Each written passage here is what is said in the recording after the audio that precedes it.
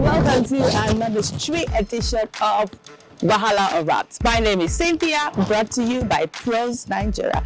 Do not forget to subscribe, like all our social media platforms, and of course join us on YouTube for all amazing conversations. And guess what? We are on TikTok, so follow politics in the most comical way possible.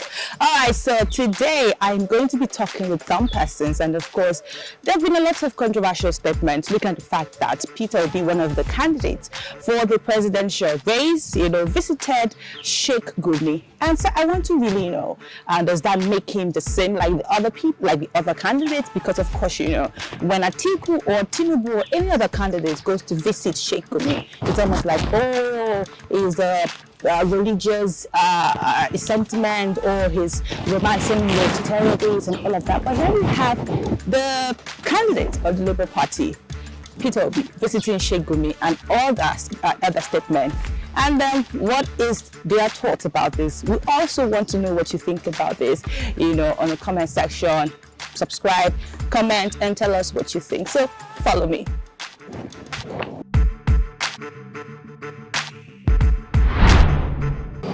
So, ahead of the 2023 election, different candidates are going to visit past leaders, statesmen, and the likes. And there's been so much controversy about Peter Obi visiting Sheikh Gumi and other past leaders, considering the fact that he has been portrayed to be a saint. Do you think he's a saint?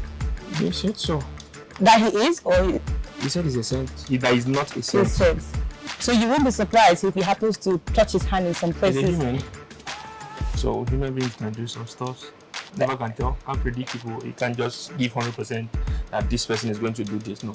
Okay. So now, him going to visit Sheikh Gumi. Sheikh Gumi has a long history of affiliation with terrorists, and him trying to mediate between the government and the terrorists. Some people have called for the fact that Sheikh Gumi should be arrested. But this is the same person that when other candidates go to visit, people say that they are romancing with terrorists. But here we have a perceived saint by a lot of young people, and he going to visit Sheikh Gumi. What do you think this speaks of? Him visiting Sheikh Gumi doesn't speak of anything, actually, from my own perspective. It doesn't actually speak of anything because, one, there's no politics without consulting. Sure. And true that the Sheikh Gumi in quote is perceived to be what they say he is. So maybe they are agitating for something. So him meeting him might be, okay, what are these guys agitating for? What do they want? Let's have a conversation. Let's know how to tackle it. It could be from that angle that it's coming from, not from the other aspect of it. What other aspects could that be? Depending on what someone is thinking, depending on your thought, depending on my own thinking. Yeah, because you know very well that when you begin, the way an average young person in Nigeria thinks, for a person who's agitating for freedom, for good governance and all that, romancing with people like Sheikh Gumi and the lives that he has been romancing with, don't you think that he might just likely follow the path? Using the word romance, I'm trying to understand that. No, romance, from your aspect, you've been from a political angle. He's just doing normal politics. He's consulting. That is what he's doing, actually. Because one, I cannot say I want to be a president, and because they perceive the north to be the bad side of the country, I won't go and meet anybody from the north because this is Nigeria. We said we are one. Gumi is from Nigeria. No matter what is happening, I have to meet him. Okay, these are what people are saying. Let me hear from you. What do you have to say about this? It might be for that reason. So, do you think the Nigerian government gave Gumi the power that Gumi has now? Nigerian government never came out publicly to say they are giving Gumi the power. Because Gumi is just like every other sheikh, a sheikh. It could be a negotiating kind of a mediator between the government to tackle the terrorism. So it could be from that angle too. But how well has he done in terms of the government problem, not actually my problem? No, I mean, you're a Nigerian, young Nigerian, and of course you hear the news, the terrorism news every day. You see all the stories. So the Sheikh Gumi as a person who has been mediating, do you think, I mean, from your own assessment, do you think that he has done enough? Because I know that there used to be a Mama Boko Haram before a Sheikh Gumi. So are you aware of Mama Boko Haram? No, not really. Okay. I didn't follow how. Oh, okay. So now, do you think that Sheikh Gumi has done well so far in mediating? To me, terrorism is terrorism. And tackling terrorism, government should do the needful. So mediating or not mediating, that is the government's business, not my business. From my own aspect, you don't mediate with terrorists. Right. Okay. You don't mediate with terrorists, you just bomb them up, right? I don't say bomb them up. Do the needful. Anyone that is needful, bombing them, negotiating, doing your thing to just resolve, make the security of the country to be good. And then go ahead. So how would you describe security in Abuja presently? Currently, it's been peaceful for a while now.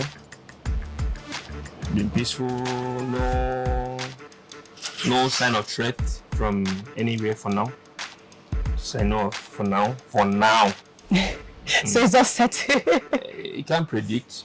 Okay, so before I let you go, one last question. Who is your candidate? Forever P2B, obedient. We'll call that part. Why? So, like, why are you going for Epitobi? Why? Okay, among all the candidates coming, he's only one with a clear vision for Nigeria. Among all the candidates, in every aspect, he's qualified. From my angle, by age, make it okay. By age, he's qualified. By intelligence, he's qualified. Past history, he's qualified. So why would I not go for him? Sure, but an Atiku is also intelligent. An Atiku is also.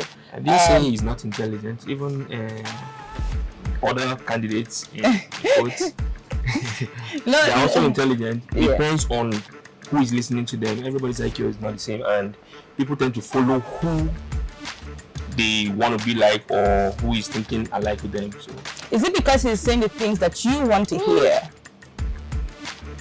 It's not because he's saying what I want to hear. He's actually giving facts, and every of his statements will tell you who and verify. Well, those verifications so well have not fared so good. For real? Yes. From who? I mean, YouTube go and verify. I'm from Anambra State. Good. I like that. So I don't need to verify. He was my governor, and we saw what he did. And in all honesty, he did well. And you think that with what he did in Anambra State, he can replicate it anywhere. But I mean, we've had other. I mean, Tinubu was also a governor in Lagos State, and in Lagos, will tell you that he did very well. So what's the outcome of? So why do people not want him to replicate it in Nigeria? No. You cannot take. Okay, let me not use the word I wanted to use. But the truth is, what's the word? No. What's the word? I don't put words in my mouth. What's the word? No, the truth is, Peter in his own aspect is a good man and also has his flaws, no doubt.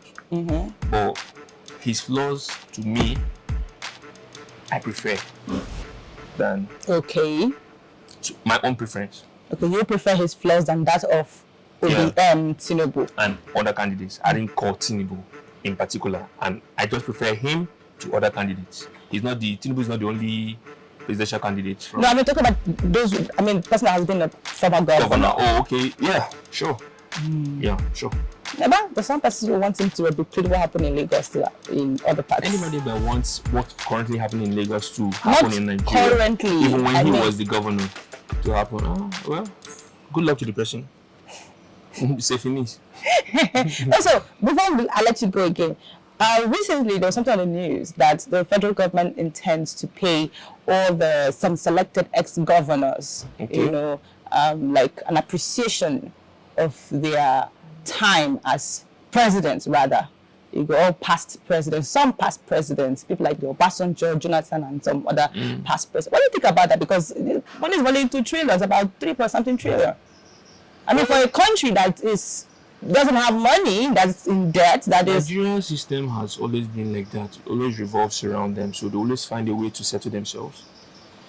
But P2B, for example, even the pension. And that's what I'm asking to be. I'm talking about. We're talking about politics in general. Okay, yes. Yeah, and settling other candidates, ex-presidential candidates, that's their cup of tea. The ones they've been doing before, did they inform us? The ones they've been settling behind us, No. we didn't know about it. So they're coming out to public now to tell us that they want to settle, appreciate them for what they've done for the. That's ex-presidents, not candidates now. Do you know how many times they've settled some ex-presidents behind you and you didn't know about that? So them coming out to say it now doesn't still make any difference. So it's been the sharing formula. But you think they need to settle them? It's the sharing formula, the way they settle themselves. There is no need to settle anybody, but it's the sharing formula in the Nigerian system. Wow. Well, okay. Thank you so much. Your name? Anonymous.